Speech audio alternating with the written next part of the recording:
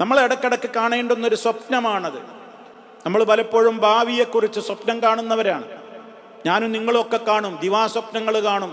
ഉറക്കത്തിൽ സ്വപ്നം കാണലല്ല ഞാൻ പറയുന്നത്. നമുക്ക് ഒരുപാട് ഭാവിയെക്കുറിച്ചുള്ള സ്വപ്നങ്ങൾ നെയ്യുന്നവരാണ് നമ്മൾ. വെറുതെ അങ്ങനെ ഇരിക്കുമ്പോൾ നമ്മളിങ്ങനെ ആലോചിക്കും, രണ്ടെല്ലാം കഴിഞ്ഞിട്ട് ഇന്നതൊക്കെ വേണം, അന്നത്തെ എൻ്റെ അവസ്ഥ, മക്കളവസ്ഥ, ഞാൻ, ഭാര്യ, കുട്ടികൾ, ഇങ്ങനെയൊക്കെ പറഞ്ഞിട്ട് കുറേ സ്വപ്നങ്ങളുണ്ടാവും. എൻ്റെ ബിസിനസ്, എൻ്റെ ബാങ്ക് ബാലൻസ് അപ്പം അങ്ങനെ ഇത്രയായിട്ടുണ്ടാവും. അപ്പം ഞാനിങ്ങനെ വളർന്ന് ഇങ്ങനെ ആയി, ഇങ്ങനെയൊക്കെ നമ്മളിങ്ങനെ ഭാവിയെക്കുറിച്ച് ഒരുപാട് സ്വപ്നങ്ങൾ കാണുന്നവരാണ്.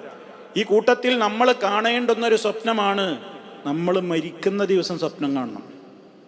ഇരുന്നിങ്ങനെ ആലോചിക്കുക. ഉറക്കത്തിൽ സ്വപ്നം കാണില്ലല്ലേ പറയുന്നത്. നമ്മൾ ഇടയ്ക്കിടയ്ക്ക് ഇങ്ങനെ എപ്പോഴെങ്കിലുമൊക്കെ ഇങ്ങനെ ആലോചിക്കണം, ഞാൻ മരിക്കുന്ന ദിവസം അങ്ങനെ സ്വപ്നം കാണാം. ഞാനിങ്ങനെ ഇരുന്ന് ആലോചിക്കുക എന്തൊക്കെ നടക്കും. ഉടനെ വാട്സപ്പിൽ മെസ്സേജ് വരക്കും, ഇതാ ഇന്നാൾ മരിച്ചിരിക്കുന്നു. പത്രത്തിൽ വന്നു, വാട്സപ്പിൽ എല്ലാവരും ഇന്നാലില്ലായി ഒക്കെ പോസ്റ്റ് ചെയ്തു. ഒക്കെ എല്ലാവരും ഭയങ്കര സങ്കടവും ദുഃഖമൊക്കെ അറിയിച്ചു കഴിഞ്ഞു.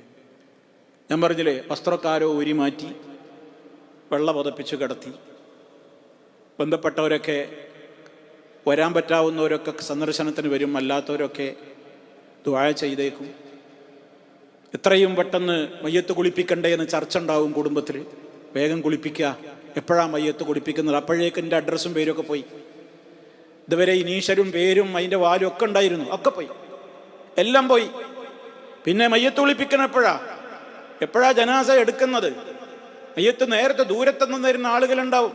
അവർക്ക് ആദ്യം നിസ്കരിച്ച് പോകാൻ വേണ്ടി ആദ്യം നിസ്കരിച്ച് മയ്യത്ത് വെക്കുക. ആൾക്കാരങ്ങനെ നമ്മൾ പരസ്യം, അപ്പോൾ വാട്സപ്പിൽ മെസ്സേജ് ഇങ്ങനെ പോയി, FB മെസ്സേജ് ഇങ്ങനെ പോയി, ഇതാ നിസ്കാരം സൗകര്യാർത്ഥം നേരത്തേക്ക് നിസ്കരിക്കുന്നുണ്ട്, ഇന്ന പള്ളിയിലാണെങ്കിൽ ഇന്ന ഖബർസ്ഥാനിലാണ് ഖബറടക്കുന്നത്. ആളുകൾ വരുന്നു പോകുന്നു, ചർച്ച ചെയ്യുന്നു, കൂട്ടമായി അവിടെ കുറേ ആളുകൾ കൂടുന്നു, പുറത്ത് കുറേ ആളുകൾ കൂടുന്നു. അങ്ങനെ അവസാനം നമ്മളെ വീട്ടിൽ നിന്ന്, കുടുംബത്തിൻ്റെ അടിയിൽ നിന്ന് നമ്മളെ മയ്യത്ത് കെട്ടിലാക്കിയാണ്ട് എടുത്താണ് കൊണ്ടുപോകും. കുറേ ആളുകൾ പിന്നാലെ ഉണ്ടാകും, പള്ളിയിലെത്തും, ജനാസ സംസ്കാരം നടക്കും, ഖബറിൽ വെക്കും, എല്ലാം കഴിഞ്ഞു തിരിച്ചു പോകുന്നു. നമ്മളിങ്ങനെ ആലോചിക്കുക, സൂര്യൻ അന്നും സമയത്ത് ഉദിക്കും, സമയത്ത് അസ്തമിക്കും, വാഹനങ്ങളൊക്കെ ഓടും, ഫ്ലൈറ്റുകൾ സഞ്ചരിക്കും, ബസ്സും കാറും ഒക്കെ പോകും, ആളുകളൊക്കെ ഭക്ഷണം കഴിക്കും, സുഖങ്ങളിൽ അർമാദിക്കും, എല്ലാം പോകും. നമ്മൾ മാത്രം ലോകത്തില്ല എന്നേ ഉള്ളൂ. ഇതൊന്ന് ഇടയ്ക്ക് സ്വപ്നം കാണണം. അപ്പം നമ്മളെല്ലാ കിബിറും അവിടെ നിൽക്കും. കിബിറ് കുറയാനും അഹന്ത അവസാനിക്കാനും നന്മകൾ ധാരാളമായി ചെയ്യാനും തിന്മകൾ ജീവിതത്തിൽ വരാതിരിക്കാനുമൊക്കെ ഈ സ്വപ്നം ഉപകരിക്കും.